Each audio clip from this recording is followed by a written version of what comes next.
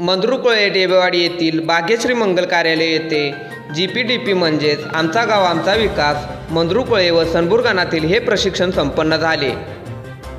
या प्रशिक्षण कार्यक्रमाचे उद्घाटन पाटण पंचायत समितीचे उपसभापती माननीय प्रतापभाऊ देसाई यांच्या हस्ते करण्यात आले। या प्रशिक्षणादरम्यान पाटण पंचायत समितीच्या गट विकास अधिकारी सौ मीना साळुंके मॅडम, पाटण पंचायत समितीचे विस्तार अधिकारी तानाजी थोरात, संदीप कुंभार साहेब, Bendre madam, Shinde madam, anganwadi supervisor यांनी चांगल्या पद्धतीने मार्गदर्शन केले।